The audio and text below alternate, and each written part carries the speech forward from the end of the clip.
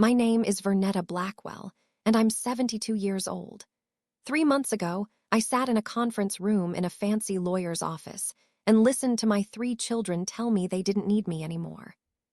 Mama, we've talked about this, my oldest son Terrence said, adjusting his expensive suit.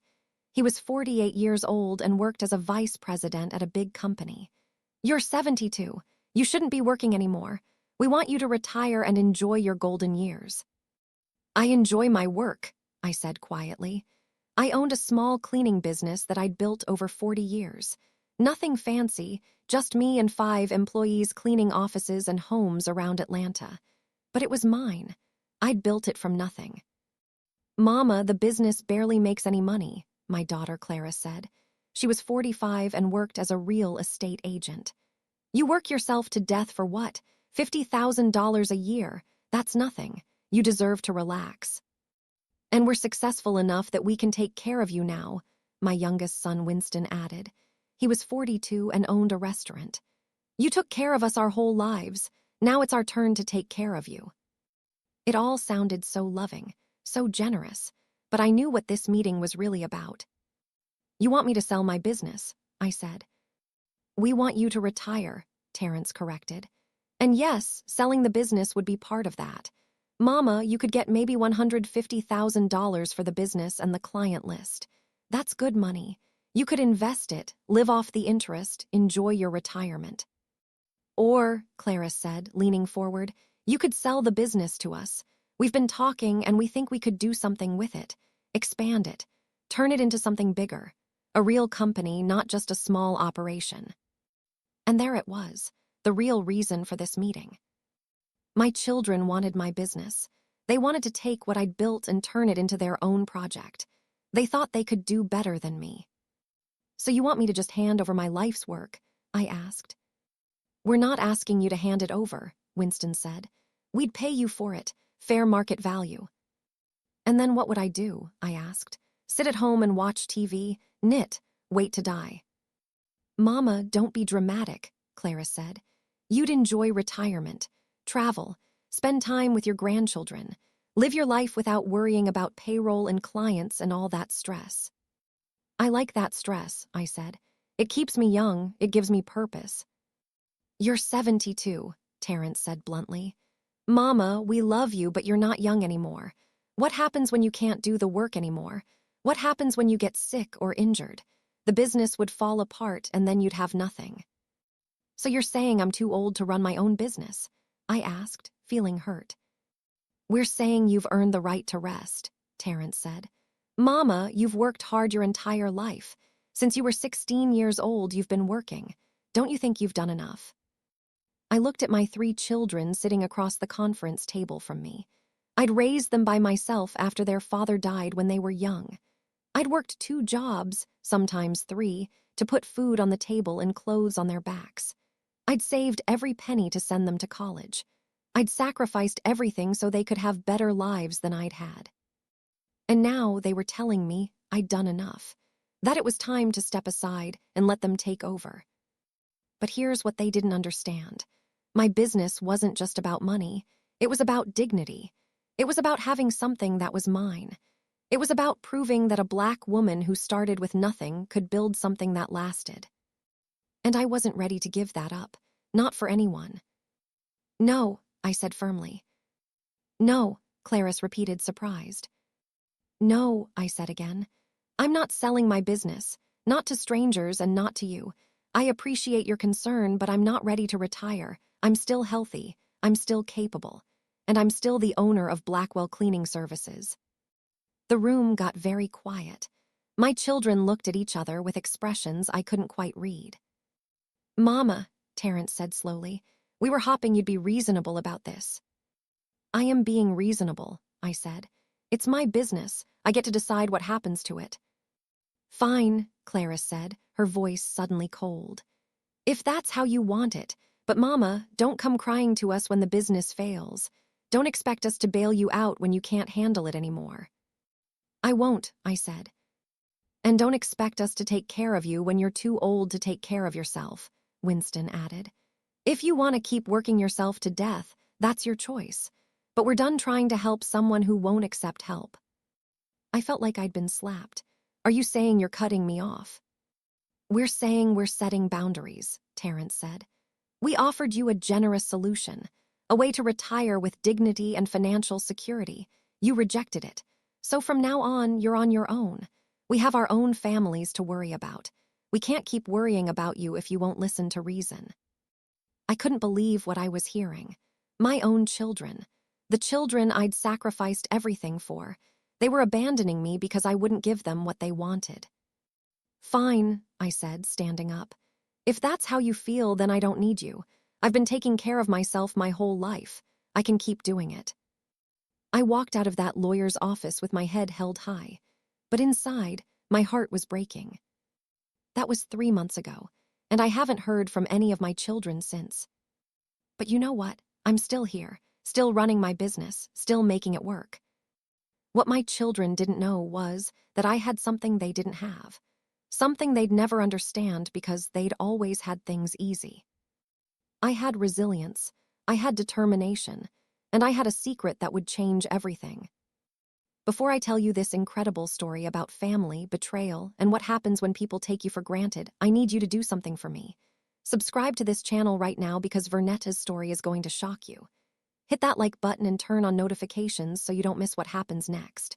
Drop a comment below and tell me where you're watching from. United States, United Kingdom, Canada, Ghana, South Africa, Trinidad. Let me know who's here with me. Now let's go back to where it all started. 40 years ago, I was 32 years old and desperate. My husband Raymond had just died of a heart attack, leaving me alone with 3 young children and no money. Raymond had worked in construction, but we'd never been able to save much. When he died, I had $237 in the bank and 3 months of rent money. That was it. I had no college education, no special skills, no family to help me. My parents had passed away years before, and Raymond's family blamed me for his death. They said I'd stressed him out working him too hard. I needed a job, any job, but nobody wanted to hire a 32-year-old black woman with 3 kids and no experience.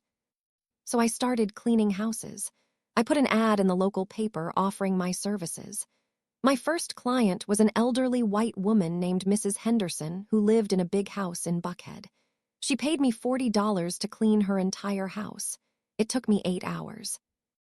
But I did such a good job that Mrs. Henderson recommended me to her friends. Soon I had 3 clients, then 5, then 10. I was working 16 hours a day, 7 days a week. I'd clean houses during the day and offices at night. I'd come home exhausted, get 3 or 4 hours of sleep, then wake up and do it all again. But I was making money, enough to pay rent, enough to feed my children, enough to survive. After 5 years, I had 30 regular clients. I couldn't handle all the work myself anymore, so I hired my first employee, a young woman named Shanice who needed work as badly as I once had. After 10 years, I had 3 employees and 60 clients. I bought an old van to transport cleaning supplies. I got business cards printed. I registered my business officially, Blackwell Cleaning Services. After 20 years, I had 5 employees and over 100 clients. I'd saved enough money to buy a small office space. I'd built a reputation as the most reliable cleaning service in Atlanta. When Blackwell Cleaning Services promised to clean your office or home, we showed up on time, worked hard, and did the job right. By the time I was 72, I'd been running my business for 40 years. I'd put all 3 of my children through college. I'd helped them with down payments on their houses. I'd babysat my grandchildren so my children could work. I'd been there for every graduation, every wedding, every important moment. And I'd done it all while building a business that employed 5 people and served over 150 clients. I was proud of what I'd built. So when my children told me it was time to give it up, I couldn't do it. This business was my legacy, my proof that I'd done something with my life. But my children didn't see it that way. They saw an old woman clinging to something she should have let go of years ago. 2 months after that terrible meeting at the lawyer's office, I was at my office doing paperwork when my phone rang. It was one of my biggest clients, Mr. Patterson, who owned a law firm. Vernetta, I need to talk to you about something, Mr. Patterson said. He sounded uncomfortable. What is it? I asked. I got a call today from a company called Supreme Cleaning Services, Mr. Patterson said. They offered to clean my offices for 30% less than what I'm paying you. Vernetta, I've been with you for 15 years, but I have to think about my bottom line. Can you match their price? My heart sank. I knew that company. Supreme Cleaning Services was owned by a man named Jerome who'd been trying to steal my clients for years. He undercut prices by paying his workers minimum wage and doing quick, cheap work. Mr. Patterson, I can't match that price, I said honestly. I pay my employees well. I use quality cleaning products. I provide reliable, thorough service. If I cut my prices that much, I'd be losing money. I understand, Mr. Patterson said. But Vernetta, I have to make smart business decisions. If Supreme Cleaning can do the job for less, I have to consider switching. Have they guaranteed the same quality? I asked. They showed me references, Mr. Patterson said. Vernetta, I'm sorry. I've appreciated your service over the years, but I'm going to give them a try. I understand, I said, even though I was devastated. Thank you for being loyal for so long. After I hung up, I sat at my desk feeling worried. Mr. Patterson's law firm was one of my biggest accounts. Losing them would hurt. But it got worse. Over the next week, I got 3 more calls from longtime clients saying they were switching to Supreme Cleaning Services. All of them gave the same reason. The price was too good to pass up. I was losing clients fast, and I couldn't figure out why this was happening all at once. It felt coordinated somehow. Then one of my employees, Shanice, came to me with disturbing news. Miss Vernetta, I need to tell you something, Shanice said. She looked nervous. I ran into my cousin Trina yesterday. She just started working for Supreme Cleaning Services. And Miss Vernetta, she told me something that doesn't sit right with me. What is it? I asked. She said Supreme Cleaning got a list of all your clients, Shanice said. Someone sold them your client list, with contact information and contract details. That's how they knew exactly who to call and how much to undercut you by. I felt sick. Someone sold my client list. Who? Trina didn't know, Shanice said. But Miss Vernetta, there's only a few people who have access to that information. It's you, me, and the other employees. And I know none of us would do that. She was right. My client list was confidential. I kept it in a locked file cabinet in my office. Only I had the key. But then I remembered something. 3 months ago, right before that meeting at the lawyer's office, Terrence had asked to see my business records. He said he wanted to understand the business better so he could give me good advice about retirement planning. I'd given him copies of everything, including my client list. My own son had sold out my business. I called Terrence that evening. He answered on the 3rd ring. Mama, I'm surprised to hear from you, Terrence said. His voice was cold. I thought you didn't need our help anymore. Did you sell my client list to Supreme Cleaning Services? I asked directly. There was a pause. I don't know what you're talking about. Don't lie to me, Terrence, I said. I know you did it. You're the only person outside my staff who had access to that information. Another pause, then Terrence sighed. Mama, I was trying to help you. Help me, I repeated, my voice rising. You helped my competitor steal my clients. How is that helping me? You wouldn't listen to reason, Terrence said. You refused to sell the business. You refused to retire. So I decided to force your hand. If the business starts failing, you'll have no choice but to sell. And when you do, we'll be ready to buy it from you at a lower price. I couldn't believe what I was hearing. You're sabotaging my business so you can buy it cheap. I'm helping you face reality, Terrence said. Mama, you're too old for this. The business is struggling. You're barely making any profit. If you just accepted our offer 3 months ago, you'd be retired now, relaxing, not stressing about losing clients. I'm losing clients because you stabbed me in the back, I shouted. I did what I had to do, Terrence said. Mama, you're being stubborn and foolish. This is for your own good. Don't call me again, I said, my voice shaking. You're no son of mine. I hung up before he could respond. 1 month after that conversation with Terrence, my business was in serious trouble. I'd lost 20 clients, nearly 15% of my total business. My revenue had dropped by $8,000 a month. I couldn't afford to pay all my employees their usual hours. I had to cut everyone back to part-time. Shanice, who'd been with me for 35 years, cried when I told her. Miss Vernetta, I understand, Shanice said. I know you're doing everything you can. We all know what your son did. We all think it's terrible. I'm going to fix this, I promised her. I don't know how yet, but I will. But privately, I was terrified. What if I couldn't fix it? What if Terrence was right and I was too old to compete anymore? What if I lost everything I'd worked for? I went home that night to my small apartment and sat in the dark, feeling more alone than I'd felt since Raymond died 40 years ago. My children had abandoned me, my business was failing, and I didn't know what to do. But then I remembered something Raymond used to say when things got tough. Vernetta, when you've got nothing left to lose, that's when you're most dangerous, because you've got nothing to fear. I'd been backed into a corner. My own children had betrayed me. They thought I was weak. They thought I was too old to fight back. They were about to learn just how wrong they were. Because I had a plan that would save my business and teach my children a lesson they'd never forget. And it started with a phone call to a man I hadn't spoken to in 20 years. The man I called was named Booker Calloway, and 20 years ago he'd offered to buy my business for $200,000. I turned him down because I wasn't ready to sell. But Booker had told me something I'd never forgotten. Vernetta, if you ever need help, business advice, investment, anything, you call me. What you've built is remarkable, and I respect it. Now, sitting in my dark apartment after losing 15% of my clients in 1 month, I decided it was time to take him up on that offer. I found his number in my old files and called the next morning. Booker Calloway, he answered.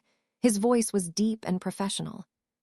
Mr. Calloway, this is Vernetta Blackwell from Blackwell Cleaning Services, I said. I don't know if you remember me.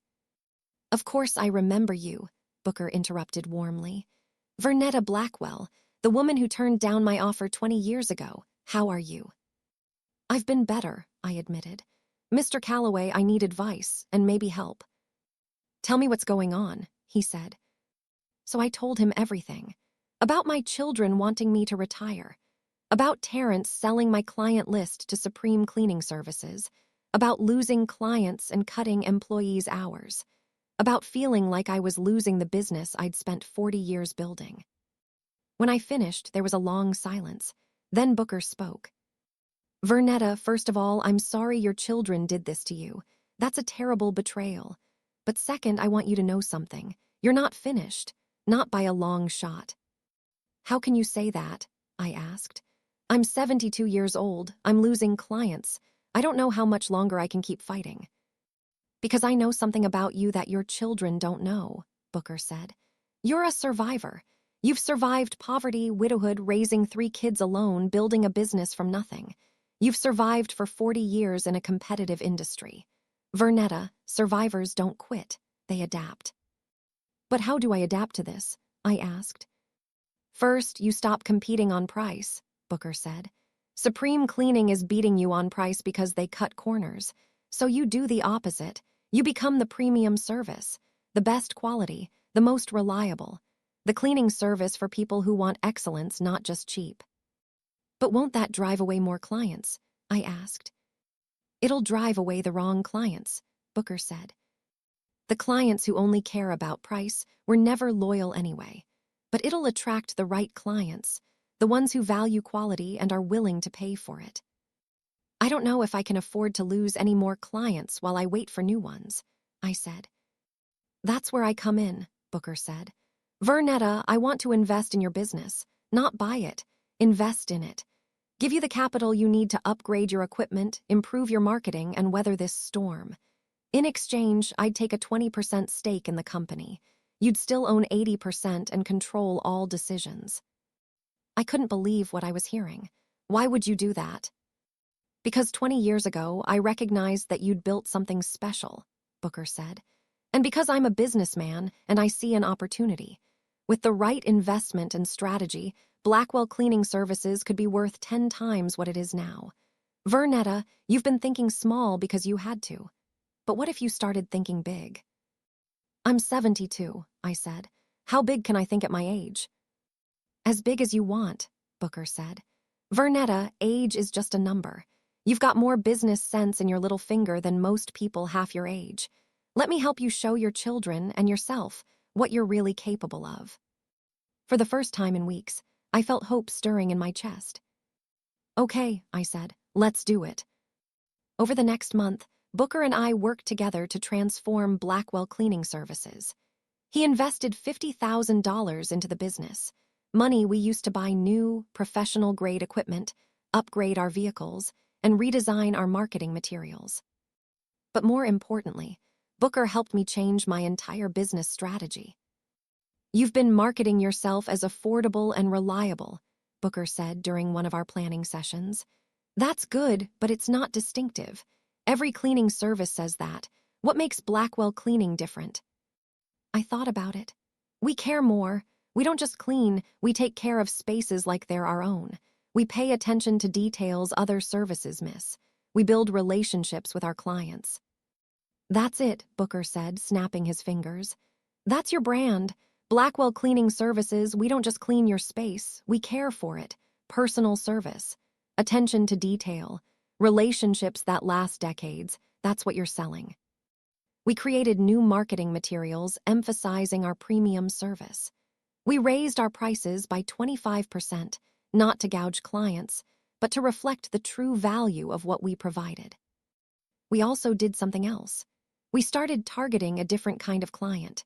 Instead of going after small businesses and middle-class homes, we started marketing to high-end clients, luxury apartment buildings, upscale medical offices, law firms, and corporate headquarters. These clients don't care about getting the cheapest service, Booker explained. They care about getting the best service. They want cleaners they can trust, cleaners who won't steal, cleaners who show up on time every time, cleaners who do the job right. That's you, Vernetta. I was nervous about this strategy. What if nobody wanted to pay our higher prices? What if we couldn't compete with the big commercial cleaning companies? But Booker believed in me, and slowly I started believing in myself again.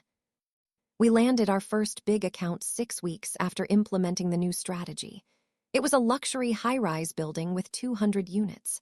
The property manager, a woman named Rochelle, had heard about us from one of our long-time residential clients. I'm tired of dealing with big commercial cleaning companies, Rochelle told me during our meeting. They send different people every time. The quality is inconsistent. Nobody takes ownership. I want a service that actually cares about the property. That's what we do, I said. At Blackwell Cleaning, every client is important. We'll assign you a dedicated team that'll work your property every time. You'll know their names. They'll know your building. And if there's ever a problem, you call me directly. My personal cell phone. I'll fix it. You, Rochelle said, surprised. The owner answers client calls. I've answered client calls for 40 years, I said. That's not going to change now. Rochelle hired us on the spot. The contract was worth $15,000 a month, more than I'd been making from the 20 clients I'd lost combined. Suddenly, I could afford to bring my employees back to full-time hours. I could even hire 2 more people to handle the new workload. Within 2 months of implementing Booker's strategy, we'd landed 3 more major accounts. Our monthly revenue was higher than it had ever been. My business wasn't just surviving, it was thriving. 3 months after I'd hit rock bottom, I was in my office reviewing contracts when my phone rang. It was a number I didn't recognize. Blackwell Cleaning Services, this is Vernetta, I answered. Mama, it's me. It was Terrence. He sounded stressed. I told you not to call me, I said coldly. Mama, please, just listen for a minute, Terrence said urgently. I need to talk to you. It's important. I have nothing to say to you, I said. You betrayed me. You tried to destroy my business. I know, and I'm sorry, Terrence said. Mama, I made a terrible mistake, but right now I need your help. My help, I said incredulously. You told me 3 months ago that you didn't need me, that you were done worrying about me, so why would I help you now? Because I'm in trouble, Terrence said, his voice cracking. Mama, I'm in serious trouble, and you're the only person I can turn to. Despite everything, I felt a twinge of concern. He was still my son. What kind of trouble? Can we meet? Terrence asked. Please, I can't talk about this over the phone. Against my better judgment, I agreed to meet him for coffee the next day. When I arrived at the coffee shop, I barely recognized Terrence. The confident, well-dressed executive I'd seen 3 months ago was gone. The man sitting at the corner table looked haggard. He'd lost weight. His expensive suit was wrinkled. He had dark circles under his eyes. Mama, thank you for coming, Terrence said when I sat down. I wasn't sure you would. I'm here, I said. Now tell me what's going on. Terrence took a deep breath. I got fired from my job 2 months ago. I was shocked. Terrence had been at that company for 15 years. He'd been making over $200,000 a year. Fired? Why? They accused me of fraud, Terrence said, his voice low. There was a problem with some numbers on a big project I was overseeing. Money went missing. They said I was responsible. Did you take the money? I asked directly. No, Terrence said. Mama, I swear I didn't. But I was in charge of the project, so when the money disappeared, they blamed me. They fired me and reported it to the authorities. Mama, I might be facing criminal charges. I felt sick. Terrence, how did this happen? I don't know, Terrence said, putting his head in his hands. I've been trying to figure it out for 2 months, but without a job, I can't afford a good lawyer, and no other company will hire me with these accusations hanging over my head. Mama, I'm running out of money. I'm going to lose my house. My wife is talking about leaving me. Everything is falling apart. Why are you telling me this? I asked. What do you want from me? I need money, Terrence said bluntly. I need to hire a lawyer to clear my name. I need about $50,000. Mama, I know I don't deserve your help after what I did, but please, you're the only family I have who might be able to help me. I looked at my son sitting across from me. 3 months ago, he'd betrayed me. He'd sold my client list to my competitor. He'd tried to sabotage my business so he could buy it cheap. He'd told me he didn't need me anymore. Now he was begging me for help. What about Clarice and Winston? I asked. Have you asked them for money? They don't have it, Terrence said. Clarice's real estate business is struggling. The market's bad right now, and Winston's restaurant is barely breaking even. Mama, you're the only one who might have $50,000. You're right, I said. I do have $50,000. In fact, I have more than that. My business is doing better than it's ever done. We landed several major contracts recently.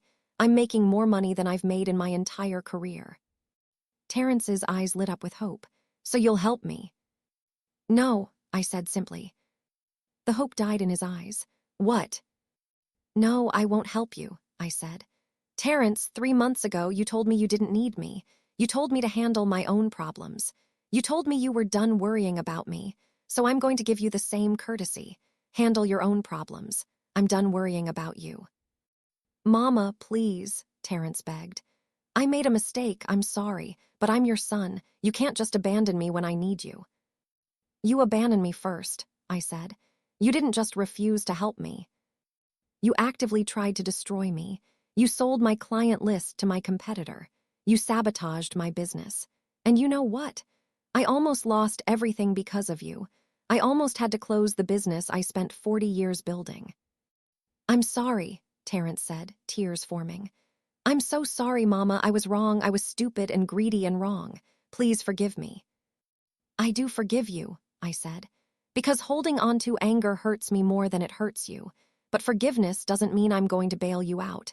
Terrence, you're a grown man. You made your choices. Now you live with the consequences. So you're just going to let me lose everything? Terrence asked. You were willing to let me lose everything, I said. You told me not to come crying to you when my business failed. Remember, so I'm telling you the same thing. Don't come crying to me when your life falls apart. Figure it out yourself. I stood up to leave. Mama, wait, Terrence said desperately. What about Clarice and Winston? Can you at least talk to them? They're struggling too. They need help. What do you mean? I asked, pausing. Clarice's real estate business is in trouble, Terrence said. She owes money everywhere, and Winston's restaurant is about to close. He's behind on rent. Mama, we all need help. The family is falling apart. Interesting, I said. 3 months ago, you all told me you were successful and didn't need me. You told me you could take care of me. Now you're all in trouble and suddenly you need me again. We made a mistake, Terrence admitted. We underestimated you. We thought you were just a stubborn old woman clinging to a dying business. We didn't realize how strong you really are. No, I said. You didn't. And that's why you're in this situation now. You thought you could throw me away and be fine, but you forgot something important. What's that? Terrence asked. I'm the foundation this family was built on, I said. I held this family together when your father died. I worked 3 jobs to put food on the table. I sacrificed everything so you 3 could go to college and have opportunities I never had. I was always there when you needed me, and you took that for granted. You thought I'd always be there, no matter how badly you treated me.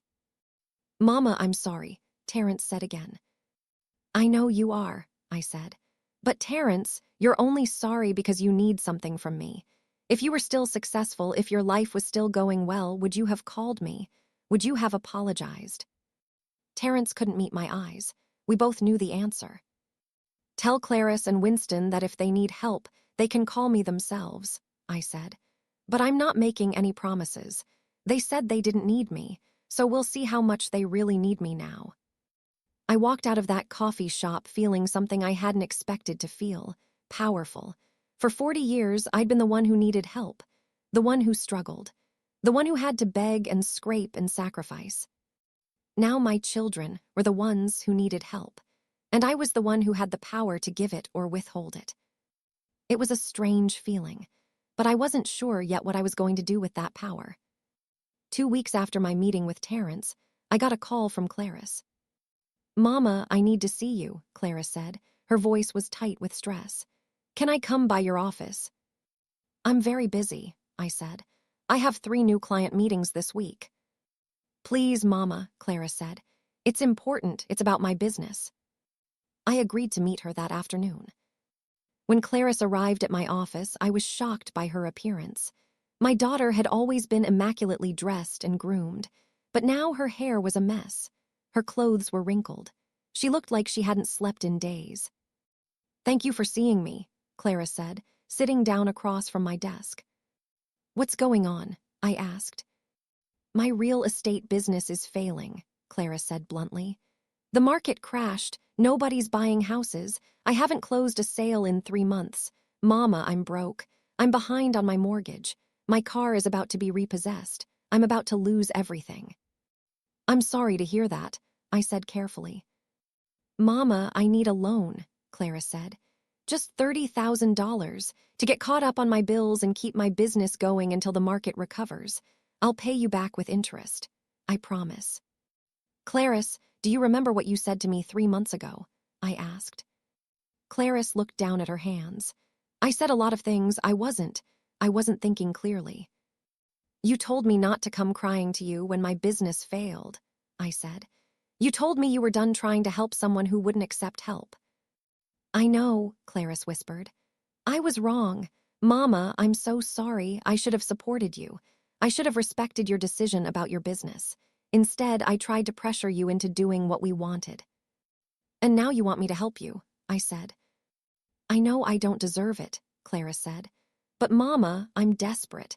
If I lose my house, I lose my kids' stability. My marriage is already strained. If we lose everything, it might be the final straw. Did you know what Terrence did? I asked. Did you know he sold my client list to Supreme Cleaning? Clarice was quiet for a long moment. I knew, she finally admitted. You knew, I repeated, feeling anger rising. You knew your brother was sabotaging my business and you didn't tell me. I thought he was helping you, Clarice said weakly. He said if your business failed, you'd finally accept that it was time to retire. And then we could take over the business and turn it into something bigger, something that could support all of us. Something that could support you, you mean? I said. Clarice, you all wanted my business because you thought you could profit from it. You weren't trying to help me. You were trying to help yourselves. You're right, Clarice said, tears streaming down her face. We were selfish and greedy. We took you for granted. We thought you'd always be there to bail us out when we needed you, but that we didn't owe you anything in return. Mama, we were wrong. And now we're all paying the price for treating you so badly. I looked at my daughter crying across from me. Part of me wanted to comfort her, to write her a check and solve her problems like I'd always done. But another part of me remembered how she'd looked at me in that lawyer's office 3 months ago. The coldness in her eyes, the dismissiveness in her voice, the way she'd treated me like a burden instead of a person. I'll think about it, I said, but I'm not making any promises. Thank you, Mama, Clarice said. That's more than I deserve. After she left, I sat at my desk thinking. My 3 children had all betrayed me in different ways, and now they were all in trouble and looking to me for help. The old Vernetta, the one who'd spent 40 years sacrificing for her children, would have helped them immediately, would have given them money even if it hurt my own business. But I wasn't that Vernetta anymore. My children had changed me when they'd abandoned me. They'd taught me that I couldn't always put them first, that I had to think about myself too. So what was I going to do? I didn't know yet, but I knew one thing for certain. My children were about to learn a very important lesson about taking people for granted. Because they'd said they didn't need me, but now they were about to discover just how much they'd lost when they pushed me away. Before I continue this story, kindly subscribe, like, turn on the bell, and tell me in the comments where you're watching from. 1 week after Clarice begged me for money, I got a call from Winston. It was 11 p.m. on a Thursday night, which told me immediately that something was very wrong. Mama, Winston's voice was shaking when I answered. Mama, I need help right now. What's wrong? I asked, sitting up in bed. My restaurant got shut down today, Winston said. The health inspector came. They found violations, said I had to close immediately until I fix everything. But Mama, I don't have the money to fix anything. I'm 3 months behind on rent. My suppliers won't deliver to me anymore because I owe them money. And now without the restaurant open, I have no income at all. Winston, slow down, I said. How did this happen? Last I heard, the restaurant was doing okay. It was doing okay, Winston said. Until about 6 months ago. That's when a new restaurant opened 2 blocks away. They're fancier, more expensive, and they've been stealing all my customers. Mama, I've been bleeding money for months. I took out loans to keep operating. I maxed out credit cards. I borrowed from everyone I could think of. And now I'm broke and my restaurant is closed and I don't know what to do. Why didn't you call me sooner? I asked. Before it got this bad. Because 3 months ago, I told you I didn't need you, Winston said, his voice breaking. I told you that you were on your own. How could I call you for help after saying that? But you're calling now, I pointed out. Because I have nowhere else to turn, Winston admitted. Mama, Terrence is broke. Clarice is broke. My wife's family can't help. I'm out of options. Mama, I need $40,000 to fix the health code violations, pay back rent, and reopen. If I don't get that money in the next 2 weeks, I'll lose everything. The restaurant, my house, everything. I sat in the dark listening to my youngest child cry. I'd raised 3 children alone after their father died. I'd worked myself to the bone to give them good lives. And now all 3 of them were in financial trouble and turning to me for help. Winston, I'm going to ask you something, and I need you to be honest with me, I said. Did you know what Terrence did? Did you know he sold my client list to destroy my business? There was a long pause. Yeah, Winston finally said. I knew. And you didn't stop him, I asked. I thought it was a good plan, Winston admitted. Mama, we all thought if your business failed, you'd retire and sell it to us.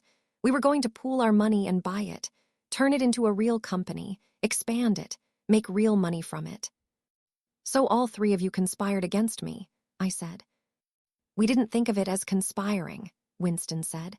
We thought we were helping you, forcing you to make a smart decision. Mama, you're 72 years old. We thought you were too old to run a business anymore. And now you're calling me begging for money, I said.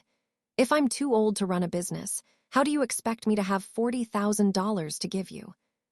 Winston was quiet. I don't know, I'm desperate, Mama. I'll do anything. I'll sign over the restaurant to you as collateral. I'll work for free in your business. Anything, please, I'm begging you. I'll think about it, I said. But Winston, I'm not making any promises. Thank you, Winston said. That's more than I deserve. After I hung up, I couldn't sleep. All three of my children were in crisis. All three of them had betrayed me and now needed my help. And I had to decide what to do about it. The next morning, I called Booker and told him everything. About Terrence's fraud accusation and job loss. About Clarice's failing real estate business. About Winston's shutdown restaurant. So what are you going to do? Booker asked. I don't know, I admitted. Part of me wants to help them. They're my children. But another part of me is so angry at them for what they did. Can I give you some advice? Booker asked. Please, I said. Don't make this decision based on anger or guilt, Booker said. Make it based on wisdom. Ask yourself, if you help them, will it actually help them? Or will it just enable them to keep making the same mistakes? What do you mean? I asked. Vernetta, your children are in trouble because they made bad decisions, Booker explained. Terrence got fired. Whether he's actually guilty or not, he was responsible for a project that went wrong. Clarice's business failed because she didn't prepare for a market downturn. Winston's restaurant failed because he took on debt he couldn't handle and didn't adapt when competition arrived. These are all consequences of their choices. So you're saying I shouldn't help them? I asked. I'm saying that if you just give them money and bail them out, what will they learn? Booker said. They'll learn that when they make bad decisions, Mama will always rescue them. They'll learn that they can treat you terribly and you'll still be there when they need you. Vernetta, is that the lesson you want to teach? No, I said quietly. But, Booker continued, that doesn't mean you can't help them at all. It just means you need to help them in a way that teaches them something, in a way that requires them to take responsibility for their choices. How do I do that? I asked. You make them earn your help, Booker said. You set conditions. You make them prove they've learned something before you bail them out. I thought about what Booker said, and slowly, a plan began to form in my mind. 2 days later, I called all three of my children and told them to meet me at my office. All three of them came, Terrence looking haggard, Clarice looking stressed, and Winston looking desperate. Thank you all for coming, I said once we were all seated in my small conference room. I know each of you has asked me for help recently. Terrence needs $50,000 for legal fees. Clarice needs $30,000 to save her real estate business. Winston needs $40,000 to reopen his restaurant. That's $120,000 total. Mama, we know it's a lot, Terrence started. I held up my hand. Let me finish. I've thought a lot about whether to help you, and I've decided that I will help you, but there are conditions. All three of my children looked at me with surprise and hope. First, I said, you're going to work for it. Starting Monday, all three of you are going to work for Blackwell Cleaning Services. You'll work 40 hours a week. You'll clean offices and homes alongside my other employees. You'll get paid minimum wage. Minimum wage, Clara said, her voice rising. Mama, I'm a licensed real estate agent. I can't work for minimum wage. You're a licensed real estate agent with no sales, I corrected. Right now, you're unemployed and broke, so yes, you'll work for minimum wage. All three of you will. For how long? Winston asked. Until you've earned the money you need, I said. Terrence, at minimum wage, it'll take you about a year to earn $50,000. Clarice, about 7 months for $30,000. Winston, about 9 months for $40,000. A year, Terrence said. Mama, I need the money now. I have a court date in 3 months. I need to hire a lawyer. Then you should have thought about that before you sold my client list to my competitor, I said coldly. Terrence, you tried to destroy my business. Now you want me to hand you $50,000. No, you're going to work for it. And while you work, you're going to learn what I've known for 40 years, that building something takes time and sacrifice. Mama, this isn't fair, Clarice protested. We're your children, we're family, family helps each other. You're right, I agreed. Family helps each other, so let me tell you about the help you've given me. 3 months ago, you told me I was too old to run my business. You tried to force me to retire. You told me to sell my business to you, and when I refused, you abandoned me. Terrence sold my client list to my competitor and nearly destroyed my business. You, Clarice, knew about it and didn't warn me. And Winston, you knew about it and thought it was a good plan. That's the help you gave me. All 3 of my children looked at the floor, unable to meet my eyes. Now I'm giving you the same kind of help you gave me, I continued. I'm going to force you to do what I think is best for you, whether you want to or not. And what's best for you is to learn the value of hard work, sacrifice, and humility. Mama, I don't have time for this, Terrence said desperately. I need money now. If I can't hire a good lawyer, I might go to prison. Then you better work fast, I said, or find another way to earn money. What about our other jobs? Winston asked. I can't work for you 40 hours a week and run my restaurant. Your restaurant is closed, I reminded him. You have no other job, and Terrence, you got fired. Clarice, you haven't had a sale in months. None of you have other jobs, so you'll work for me. Take it or leave it. And if we say no? Clarice asked. Then you get nothing from me, I said simply. No money, no help, nothing. You said 3 months ago that you didn't need me, so prove it. Handle your problems on your own. The room was silent. My children looked at each other, clearly not expecting this. There's one more condition, I said. Before you start working for me, each of you is going to apologize, a real apology, not just I'm sorry. I want you to tell me exactly what you did wrong and why it was wrong. I want you to take full responsibility for your actions, and I want you to explain to me what you've learned. Right now, Terrence asked. Right now, I confirmed. Another long silence, then Terrence spoke. Mama, I'm sorry, Terrence said, his voice shaking. I was wrong to sell your client list. I was wrong to try to sabotage your business. I told myself I was doing it to help you, but really I was doing it to help myself. I wanted your business because I thought I could make money from it, and I was willing to destroy what you'd built to get it. That was selfish and cruel, and I'm ashamed of myself. I nodded. Clarice. Mama, I'm sorry, Clarice said, tears forming. I was wrong to pressure you to retire. I was wrong to treat your business like it was worthless. And I was wrong to stay silent when Terrence told me what he'd done. I should have warned you. I should have protected you. But I didn't because I thought we'd all benefit from your business failing. I put money above my own mother, and I'm so sorry. Winston, I said. Mama, I'm sorry, Winston said. I was wrong to think you were too old to run your business. I was wrong to conspire with Terrence and Clarice against you. I was wrong to abandon you when you needed support. You raised us by yourself. You sacrificed everything for us. And we repaid you by trying to take away the one thing you'd built for yourself. We're terrible children, and you'd be justified in never speaking to us again. I looked at my 3 children sitting across from me. They looked broken, humbled, ashamed. Good, that's exactly how I wanted them to feel. I accept your apologies, I said, but apologies are just words. Now you're going to prove you mean them. You'll start work Monday morning. 7 a.m., don't be late. My employees show up on time and you will too. We'll be there, Terrence said. One more thing, I said. While you're working for me, you're going to be respectful to all my employees, especially Shanice.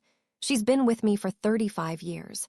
She's my most senior employee, and she'll be supervising you.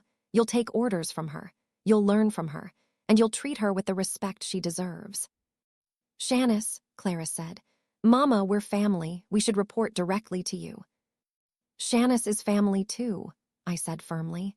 She's been more loyal to me than any of you, so yes, you'll report to her. And if I hear that you've been disrespectful or treated her like she's beneath you, the deal is off.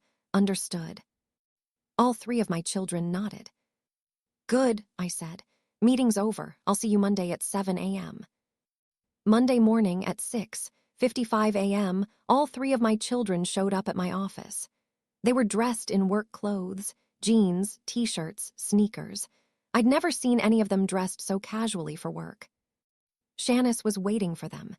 At 67 years old, she'd been cleaning professionally for 40 years, almost as long as me. She was tough, no nonsense, and excellent at her job.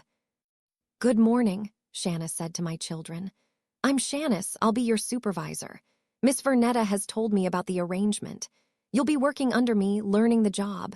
I expect you to work hard, follow instructions, and show up on time. Any questions?" "Where are we starting?" Terrence asked. "We have 3 office buildings to clean today," Shanice said. "We'll start with the law offices on Peachtree Street. Miss Vernetta's van is outside. Let's go." I watched from my office window as my 3 children followed Shanice to the van. They looked uncomfortable, out of place, like they couldn't believe this was really happening. But it was happening, and it was exactly what they needed. 2 weeks after my children started working for me, I stopped by one of our job sites to check on them. It was a medical office building that we cleaned every Monday, Wednesday, and Friday. I found Terrence on his hands and knees scrubbing the floor in the lobby. He was sweating. His hands were red from the cleaning solution. He looked exhausted. "How's it going?" I asked. Terrence looked up startled. "Mama, hi, it's going okay." "Just okay?" I asked. "It's hard work," Terrence admitted. "I didn't realize how hard. Mama, you've been doing this for 40 years. "I have," I said. "And Shanice has been doing it for 35 years. The other employees, they've been doing it for years too. This is honest work, Terrence. There's no shame in it." "I know," Terrence said. "I'm not ashamed. I'm just humbled, I guess. I spent my whole career sitting in an office making 6 figures, and I looked down on people who did manual labor. I thought I was better than them. But Mama, this is harder than anything I've ever done. And the people who do this every day deserve so much more respect than I gave them." "Including me?" I asked. "Especially you," Terrence said. "Mama, I'm sorry for the way I treated you, for thinking your business was worthless, for thinking you were just a stubborn old woman who didn't know when to quit. You built something real, something important, and I tried to destroy it because I was greedy." "I'm glad you're learning that lesson," I said. "But Terrence, you're only 2 weeks in. You have a long way to go." "I know," Terrence said. "But Mama, I'm going to do it. I'm going to earn that money. Not just because I need it, but because I need to prove to you and to myself that I can finish what I start." I nodded and moved on to find Clarice. She was in one of the exam rooms, cleaning mirrors. "Hi, Mama," Clarice said when she saw me. Her hands were raw, and she had cleaning solution splattered on her clothes. "How are you doing?" I asked. "My back hurts," Clarice admitted. "My knees hurt, my hands hurt. But Mama, I'm not quitting. I know you probably expect me to quit, but I'm not going to." "Why not?" I asked. "Because I need to prove I'm not the spoiled, entitled person I've been acting like," Clarice said. "Mama, working here these past 2 weeks has shown me something. You didn't just build a business. You built a family. Shanice, DeAndre, Tawana, Keisha, Rochelle, they all love you. They respect you. They work hard because they care about you and about the business. I've never had that in my real estate career.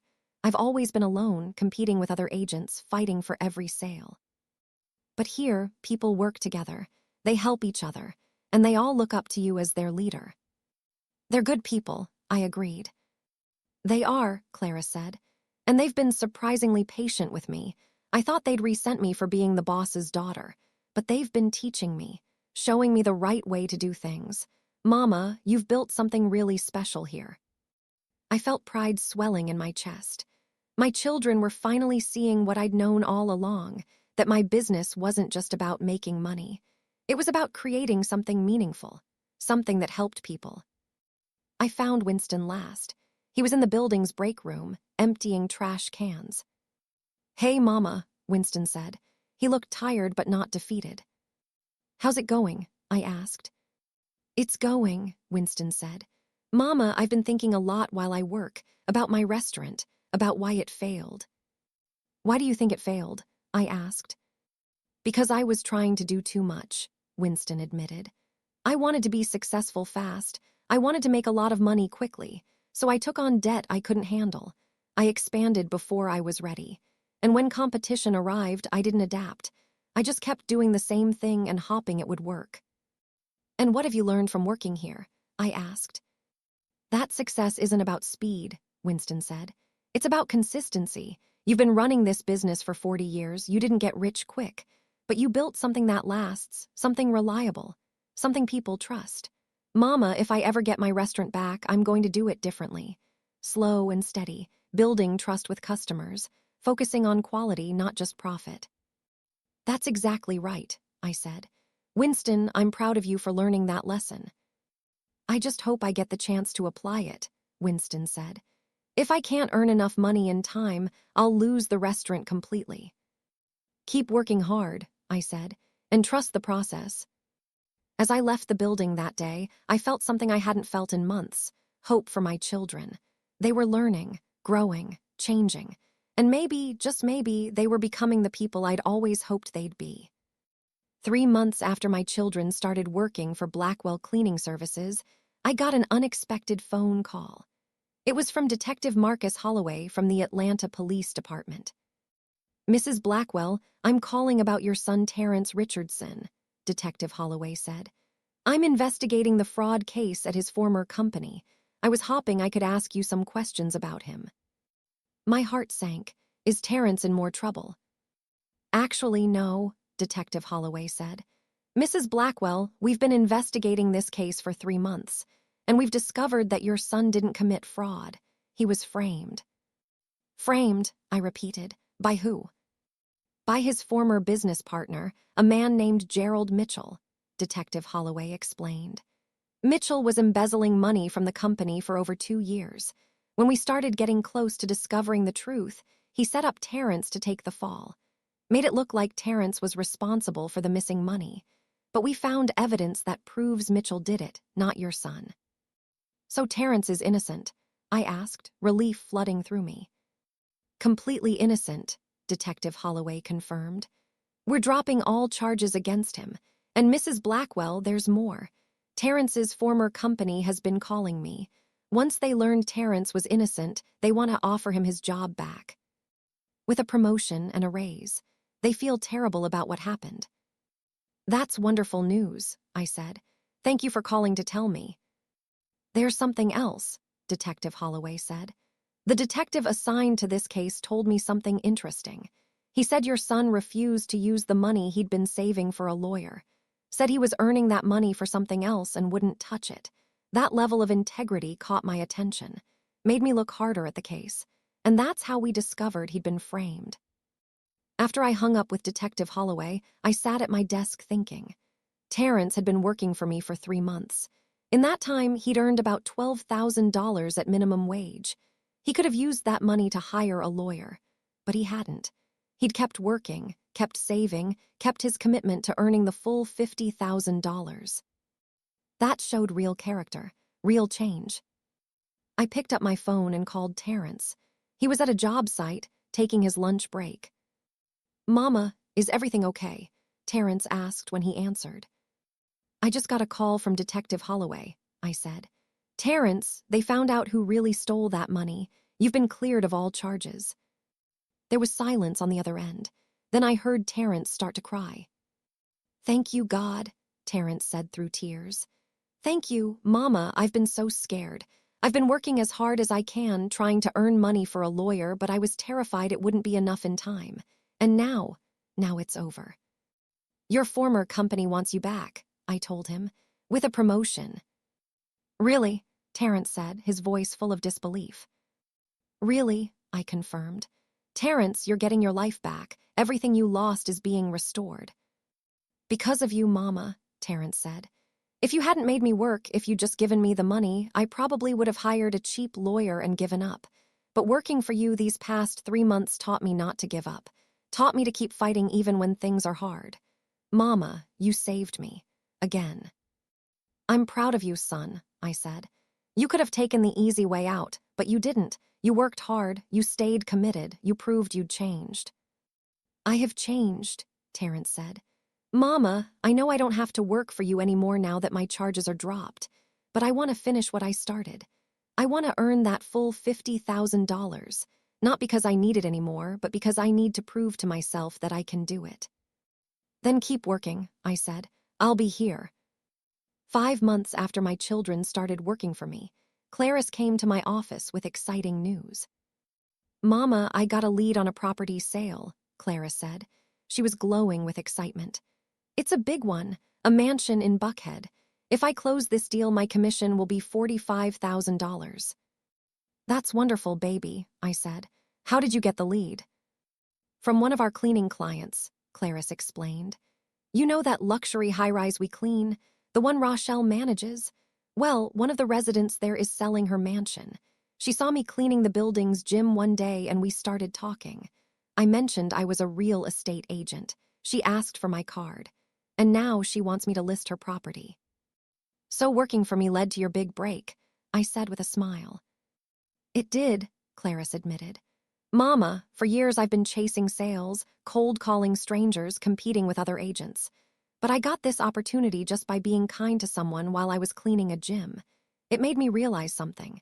Success isn't about being the loudest or the pushiest. It's about building real relationships with people, treating everyone with respect, being humble and genuine.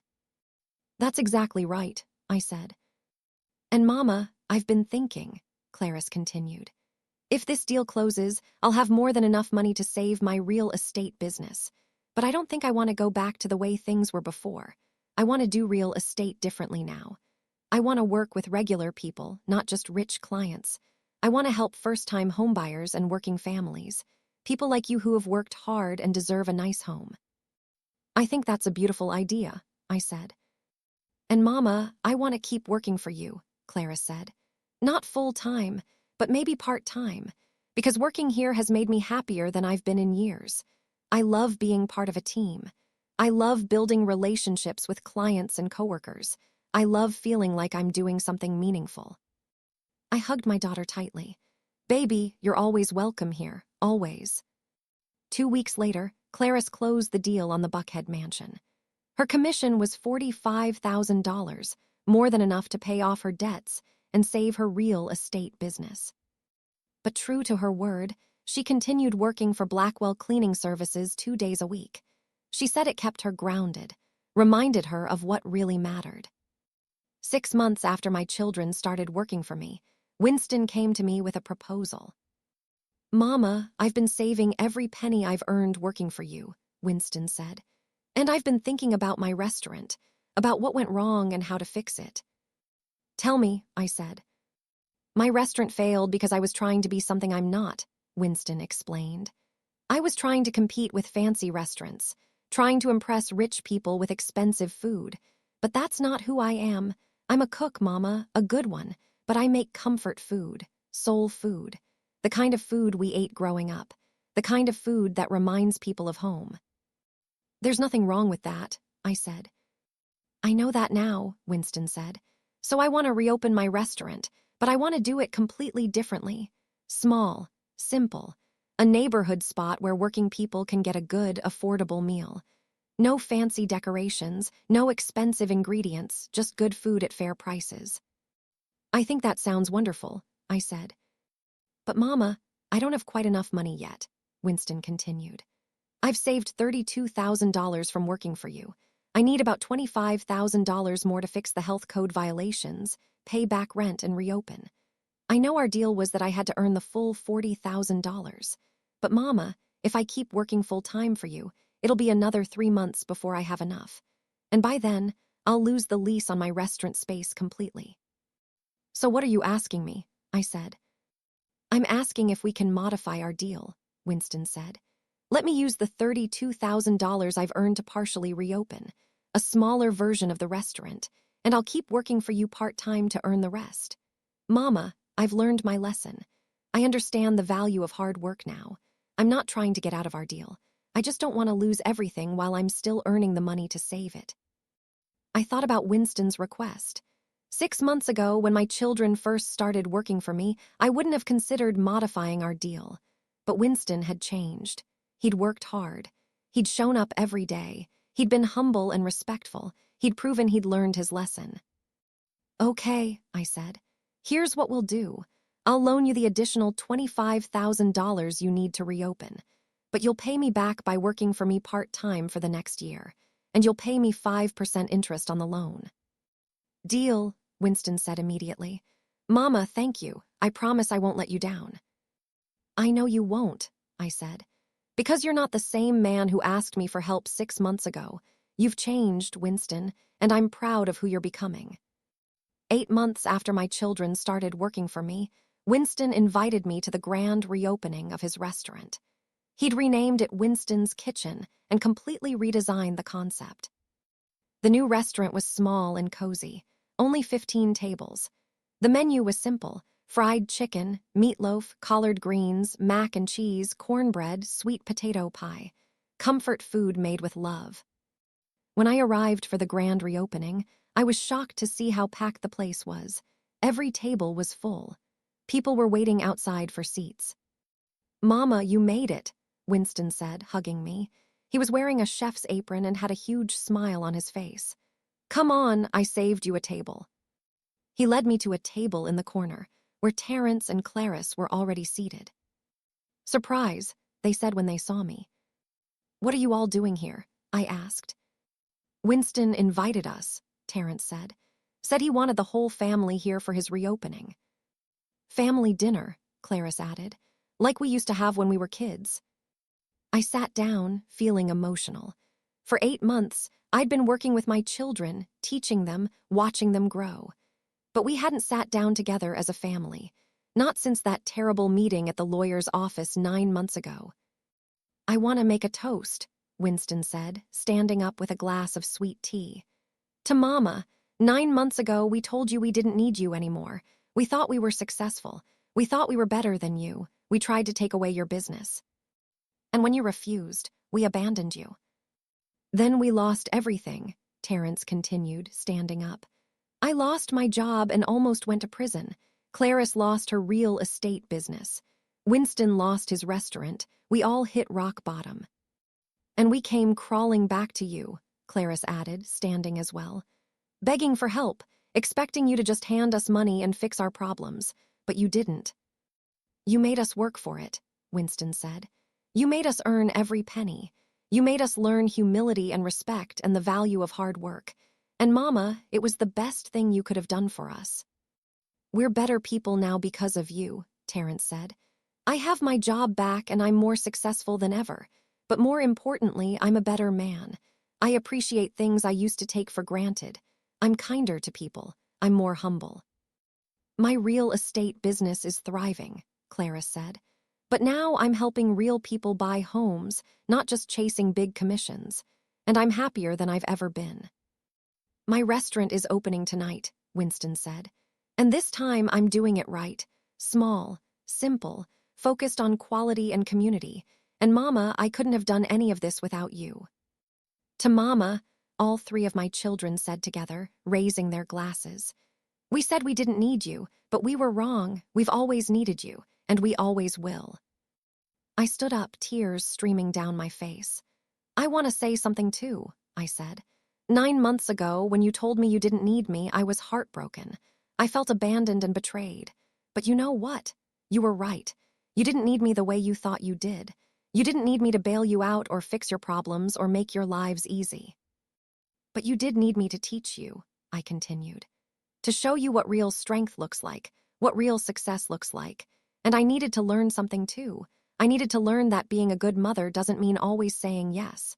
Sometimes it means saying no. Sometimes it means letting your children struggle, letting them fail, letting them learn hard lessons, because that's how they grow into the people they're meant to be." "You 3 are better people today than you were 9 months ago," I said. "Not because I gave you money, but because I gave you something more valuable. I gave you the opportunity to earn your own success, to rebuild your lives with your own hands, to discover your own strength. And that's what parents are supposed to do," I said. "We're not supposed to make life easy for our children. We're supposed to prepare them for life, give them the tools they need to succeed, teach them the values that'll guide them, and then trust them to use what we've taught them." "I love you all," I said, "and I'm so proud of the people you've become." We all stood there crying and hugging each other. 8 months ago, my family had been broken. But now, through hard work and humility and love, we'd been put back together, stronger than before. 1 year after my children started working for me, we held a celebration at my office. All of my employees were there: Shanice, DeAndre, Tawana, Keisha, Rochelle. My children were there with their families. And Booker was there, the man whose investment and advice had helped me save my business. "I want to thank you all for being here," I said, standing at the front of the room. 1 year ago, my business was struggling. I'd lost 15% of my clients. I'd had to cut employee hours. I thought I might lose everything I'd built over 40 years. "But you all stood by me," I continued, looking at my employees. "Shanice, you've been with me for 35 years. You could have left when times got hard, but you stayed. DeAndre, Tawana, Keisha, Rochelle, you all stayed too. You believed in me and in this company, and I'm so grateful." "And Booker," I said, turning to him, "you invested in me when nobody else would. You believed in a 72-year-old woman running a small cleaning business. You saw potential that nobody else saw, and you were right. Because this year, Blackwell Cleaning Services had its best year ever." Everyone applauded. "Our revenue is up 60% from last year," I announced. "We've added 20 new major accounts. We've hired 4 new employees, and I'm proud to announce that we're opening a second location in Savannah." More applause. "But this success isn't just about money," I said. "It's about what we've built together. A company where people are treated with respect, where hard work is rewarded, where everyone matters, where we're not just coworkers, we're family." "And speaking of family," I said, looking at my 3 children, "I want to thank Terrence, Clarice, and Winston. 1 year ago, you came to me desperate and broke. You'd lost everything. And I made you work for minimum wage to earn your way back. Some people thought I was being cruel, but I was teaching you a lesson. The same lesson I learned 40 years ago when I started this business, that nothing worth having comes easy. That real success is earned, not given. That dignity comes from hard work and perseverance. Today, I'm proud to announce that all 3 of you have earned the money you needed," I said. "Terrence, you've earned $50,000. Clarice, you've earned $30,000 through work and your real estate commission. Winston, you've earned $40,000 between working for me and paying back the loan I gave you. You've all fulfilled your commitments. And more importantly, you've all become better people in the process." My children stood up, looking emotional. "But there's something else I want to tell you," I said. "I'm not taking the money." "What?" Terrence said, confused. "I'm not taking the money you earned," I repeated. "Instead, I'm giving each of you a gift. Terrence, your $50,000 is going into a college fund for your kids. Clarice, your $30,000 is going into your real estate business as startup capital for your new focus on helping working families. Winston, your $40,000 is going into your restaurant as an investment. I'm taking a 10% ownership stake in Winston's kitchen." My children stared at me in shock. "But Mama," Winston said, "we owe you that money. We worked for it because we owed you." "You don't owe me anything," I said. "I'm your mother. Everything I have, everything I've built is for you. But I needed you to earn it. Not because I needed the money, but because you needed to learn the lesson. And you did. You learned that success isn't about shortcuts or taking advantage of people. It's about hard work, humility, and treating people with respect. So the money is yours," I said. "Use it to build your futures, build something you can be proud of, and teach your children what you've learned, that the greatest gift you can give someone isn't money. It's teaching them how to earn their own success." All 3 of my children rushed forward and hugged me, crying. "Thank you, Mama," Terrence said. "For everything, for not giving up on us, for teaching us these lessons, for loving us enough to let us struggle." "Thank you for showing us what real strength looks like," Clarice added. "Thank you for saving us from ourselves," Winston said. As I stood there surrounded by my children and my employees, my 2 families, I felt something I hadn't felt in a long time: complete peace. A year ago, my children had told me they didn't need me. They'd abandoned me when I wouldn't give them what they wanted. They'd tried to destroy my business. And they'd lost everything. But through losing everything, they'd gained something more valuable than money or success. They'd gained wisdom, humility, character, strength. They'd learned that they did need me, not to solve their problems, but to teach them how to solve their own problems. Not to make their lives easy, but to show them how to handle difficulty with grace and determination. And I'd learned something too. I'd learned that sometimes the most loving thing a parent can do is let their children struggle. Let them face consequences. Let them discover their own strength. Because when you give people everything, you rob them of the opportunity to earn it themselves. But when you make them work for it, you give them something far more valuable: self-respect, confidence, the knowledge that they can overcome any obstacle. My children had said they didn't need me, but they were wrong. They'd always needed me, just not in the way they thought. And now, standing in my office surrounded by the people I loved, celebrating the business I'd built and the lessons I'd taught, I knew one thing for certain. I was exactly where I was supposed to be, doing exactly what I was supposed to do. And my legacy, the thing I'd leave behind when I was gone, wasn't just a successful business. It was 3 children who finally understood the value of hard work, humility, and never taking people for granted. It was a team of employees who knew they were valued and respected. It was a community of clients who trusted us to care for their spaces. And it was the knowledge that at 73 years old, I was still building, still teaching, still making a difference. They'd said they didn't need me, but they'd been wrong. And now they knew it. This story teaches us. Sparkles never take people for granted. You don't know what you have until it's gone. Sparkle's real love sometimes means letting people struggle and learn. Sparkle's hard work and humility build character. Sparkle's success earned is more valuable than success given. Sparkle's age doesn't determine your worth or capability. Sparkle's family loyalty must be earned through respect, not demanded. Sparkle's the greatest gift parents can give is teaching self-sufficiency. Sparkles, when you betray someone's trust, you may lose everything. If this story moved you, subscribe for more powerful family stories. Smash that like button. Turn on notifications. Drop a comment. Did Varnetta do the right thing making her children work for minimum wage? Have you ever had to teach someone a hard lesson? Where are you watching from? United States, United Kingdom, Canada, Nigeria, Jamaica, Kenya, Ghana, South Africa, Trinidad, Australia, Barbados. Remember, never underestimate the power of hard work and humility. The people you take for granted may be the ones you need most. Real strength comes from overcoming obstacles, not avoiding them. Age is just a number. Your value comes from your character. Family means treating each other with respect, not just sharing DNA. Sometimes the hardest lessons are the most valuable. You can rebuild anything with determination and hard work. Success without character is meaningless.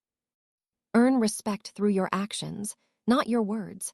The greatest legacy is teaching others how to succeed on their own. Thank you for following Varnetta's powerful journey from betrayal to triumph.